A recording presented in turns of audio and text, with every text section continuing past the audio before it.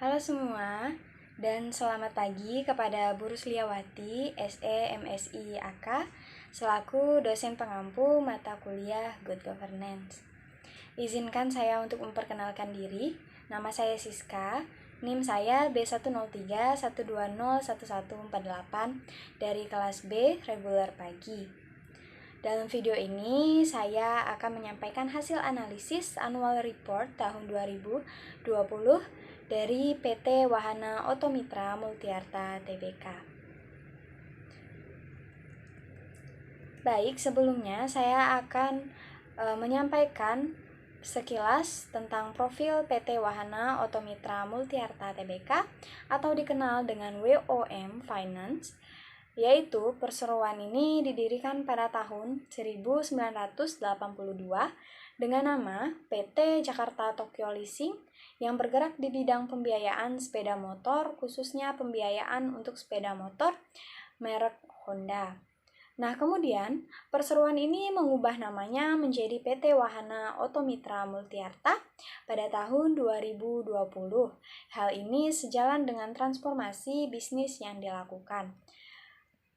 Perseroan ini terus mengalami perkembangan dan tidak hanya melayani pembiayaan sepeda motor merek Honda, namun sekarang mereka pula melayani pembiayaan sepeda motor merek Jepang lainnya, yaitu seperti Yamaha, Suzuki, dan Kawasaki.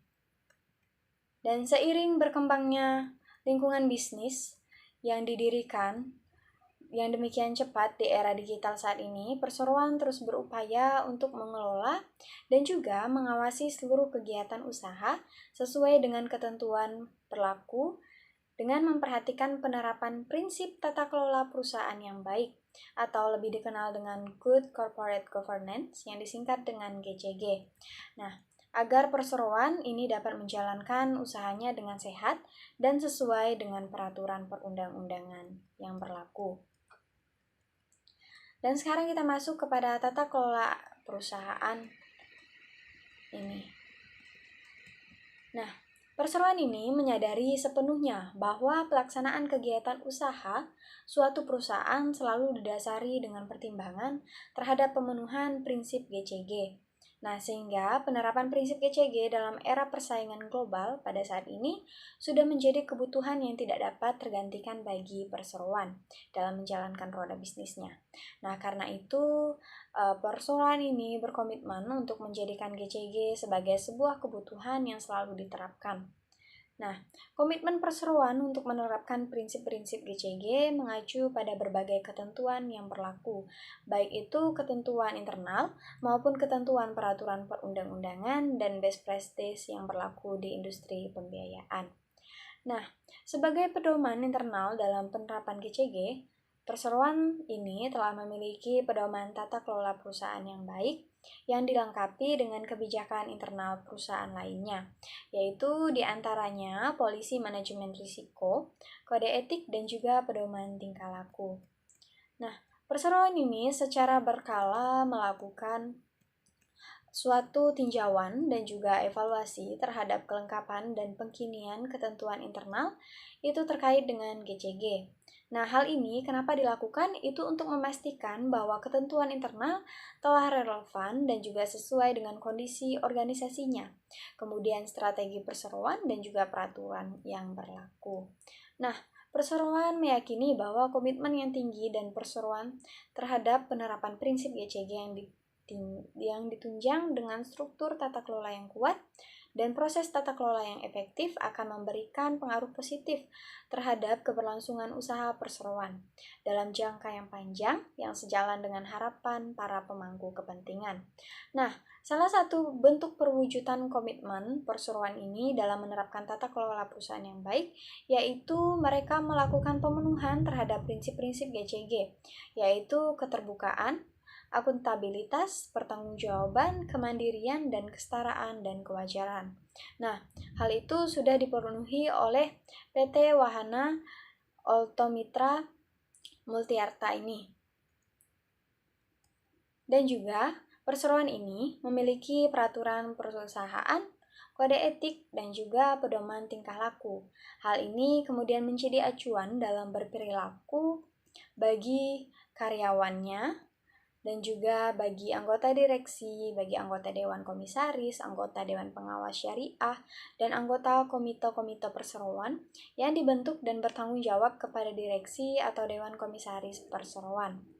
Nah, sepanjang tahun 2020, perseroan ini telah melakukan berbagai kegiatan dalam rangka meningkatkan kualitas penerapan GCG. Nah, antara lain sebagai berikut. Yang pertama, yaitu dalam rangka penerapan strategi anti fraud. Nah, fraud ini dikenal dengan istilah lain dari tindakan penipuan atau kecurangan. Nah, dalam rangka penerapan strategi anti fraud ini, perseroan ini menerbitkan pedoman penerapan strategi anti fraud untuk menambah pengaturan internal yang sudah ada terkait dengan anti fraud. Nah, yang kedua, dalam rangka meningkatkan kualitas penerapan program anti pencucian uang dan pencegahan pendanaan terorisme pada perseroan agar sesuai dengan ketentuan OJK. Nah, perseroan ini melakukan pengkinian kebijakan anti pencucian uang dan pencegahan pendanaan terorisme. Dan yang ketiga, melakukan pengkinian terhadap kebijakan terkait anti fraud, manajemen risiko, Business Continuity Management, Whistleblowing System perseroan yang sebelumnya tertuang pada beberapa kebijakan pada tahun 2020 yang kemudian diintegrasikan menjadi satu kebijakan internal, yaitu Polisi Manajemen Risiko. Dan kemudian yang keempat, yaitu melakukan online complaint culture assessment yang diselenggarakan dalam rangka untuk memenuhi kondisi budaya kepatuhan di perseroan. Dan yang kelima, yaitu menyelenggarakan training anti-fraud, training penerapan program anti pencucian uang dan pencegahan pendanaan terorisme, serta sharing session, digital campaign and training, terkait salah satu atau keseluruhan nilai-nilai dasar dari perseroan ini sendiri. Nah, perseroan ini telah melakukan penilaian sendiri atau self-assessment sesuai dengan ketentuan OJK. Nah, itu terhadap 3 aspek tata kelola. Nah, yang pertama yaitu struktur tata kelola atau governance struktur. Nah, penilaian struktur tata kelola ini bertujuan untuk menilai kecukupan struktur dan infrastruktur tata kelola perusahaan yang baik agar proses penerapan prinsip tata kelola perusahaan yang baik ini menghasilkan outcome yang sesuai dengan harapan para pemangku kepentingan perusahaan. Nah, yang kedua yaitu proses tata kelola. Nah, atau governance proses. Nah, penilaian proses pada tata kelola ini bertujuan untuk menilai keefektivitasan proses penerapan prinsip tata kelola yang baik. Nah, yang ketiga yaitu hasil tata kelola atau governance outcome. Nah, penilaian hasil tata kelola ini bertujuan agar dapat menilai kualitas outcome yang memenuhi harapan para pemangku kepentingan perseroan. Nah, adapun struktur tata kelola perusahaan ini atau perseroan ini terdiri dari yang pertama, Rapat Umum Pemegang Saham Perseroan atau RUPS, yang kedua Dewan Komisaris, yang ketiga Direksi, yang keempat Dewan Pengawas Syariah Perseroan, yang kelima komite-komite di bawah Dewan Komisaris, yaitu ada Komite Audit, Komite Pemantau Risiko, Komite Nominasi, dan Rumenasi. Nah, yang keenam yaitu komite di bawah direksi. Apa saja? Yaitu Komite Manajemen Risiko, Komite Produk, dan Pengembangan Kegiatan Usaha Syariah. Dan yang ketujuh yaitu Sekretaris Perusahaan. Dan yang kedelapan yaitu Internal Audit Division, Legal Corporate Litigation, dan Complaint Division, dan Risk Management Division. Nah, itulah dia struktur dari tata kelola perseroan ini. Nah, dalam mewujudkan visi dan misinya, perseroan ini berkomitmen untuk menjalankan kegiatan usahanya sesuai dengan standar etika tertinggi dalam hal yaitu kejujuran, integritas, profesional, dan dalam berbisnis. Nah, oleh karena itu, kode etik dan pedoman perilaku yang disusun perseroan ini memberikan pedoman standar perilaku yang diharapkan untuk dipatuhi oleh segenap karyawan, dan itu termasuk jajaran direksi, jajaran komisaris, Dewan Pengawas Syariah, dan komite-komite perseroan yang dibentuk. Nah, karyawan perseroan dalam tingkatan apapun apabila jelas terbukti telah melakukan pelanggaran terhadap kode etik dan pedoman tingkah laku yang dapat mengakibatkan tindakan indisipliner. Nah, hal ini akan menyebabkan perusahaan mengeluarkan sanksi sesuai dengan tingkatan sanksi dalam ketentuan internal perseroan dan atau peraturan perundang-undangan yang berlaku. Nah, pelanggaran-pelanggaran terhadap kode etik dan pedoman tingkah laku perseroan ini dapat juga merupakan suatu pelanggaran terhadap ketentuan hukum yang dapat berisiko dikenakan sanksi pidana dan juga sanksi perdata atas karyawan perseroan dan atau perseroan itu sendiri. Nah, kemudian untuk memiliki tata kelola yang baik dalam suatu perusahaan, perseroan ini memiliki budaya kerja, yaitu dengan menerapkan menerapkan nilai-nilai yang terdiri atas teamwork, integrity, growth, excellence, dan efficiency, serta relationship building, atau disingkat dengan TIGER. Nah, nilai-nilai ini merupakan nilai yang diterapkan oleh seluruh perusahaan di bawah MyBank Group. Nah, adapun nilai-nilai itu sebagai berikut. Yang pertama yaitu teamwork. Nah, teamwork ini bekerja sama sebagai sebuah tim yang dilandasi rasa saling menghargai, percaya, dan juga menghormati. Nah, yang kedua yaitu integrity. Nah, integrity artinya berperilaku jujur, menjaga etika dan profesionalisme. Dan kemudian yaitu grow.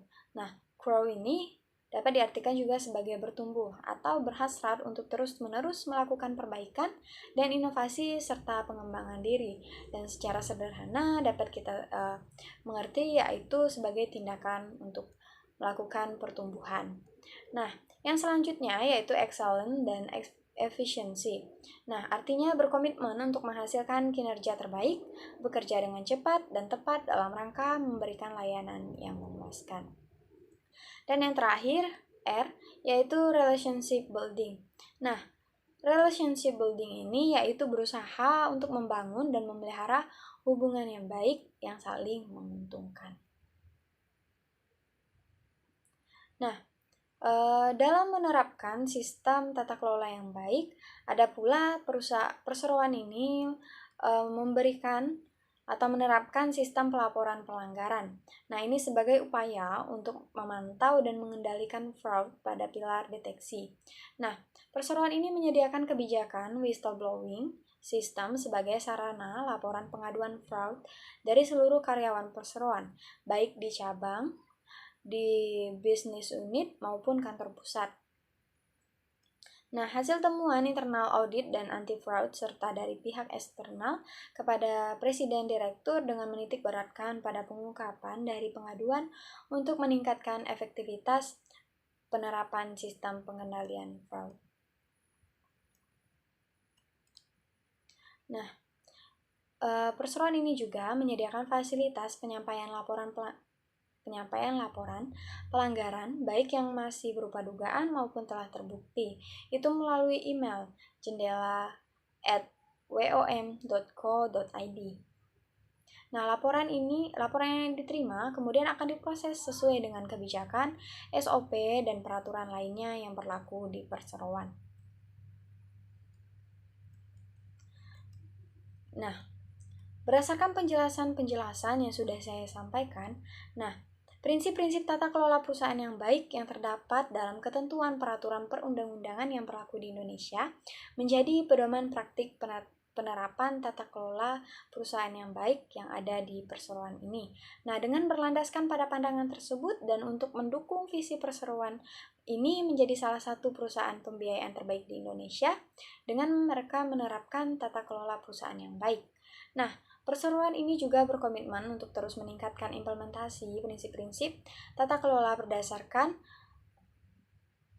prinsip-prinsip tata kelola itu yang baik sesuai dengan ketentuan peraturan perundang-undangan yang berlaku dan perkembangan best practice dalam tata kelola perusahaan. Nah, berdasarkan POJK nomor 30/POJK 05/14 tentang tata kelola perusahaan yang baik, bagi perusahaan pembiayaan dan SOJK nomor 15 garis miring SEOJK titik 05 garing 2016 tentang laporan penerapan tata kelola perusahaan yang baik bagi perusahaan pembiayaan. Penerapan tata kelola bagi perusahaan pembiayaan itu harus berlandaskan pada 5 prinsip dasar. Nah, kelima prinsip dasar itu yaitu keterbukaan, akuntabilitas, pertanggungjawaban, kemandirian, dan kesetaraan dan kewajaran. Nah, dan PT Wahana Otomitra Multiarta Tbk ini sendiri telah menerapkan kelima prinsip dasar tersebut. Nah, oleh sebab itu, berdasarkan analisa saya berkenaan dengan PT Wahana Otomitra Multiarta Tbk ini sudah dapat dikatakan memiliki tata kelola yang baik dalam perusahaannya. Nah, karena pada dasarnya mereka sudah menerapkan dan juga melakukan landasan-landasan yang ada sebagai acuan untuk memiliki tata kelola perusahaan yang baik. Nah, itu dia penjelasan dari saya, dan itu berdasarkan hasil analisis saya tentang tata kelola dari perusahaan atau dari PT Wahana Otomitra Multiarta Tbk. Nah, sekian. Mohon maaf apabila ada kesalahan dalam kata-kata saya akhiri, saya ucapkan terima kasih. Selamat pagi kepada Bu Ruslia.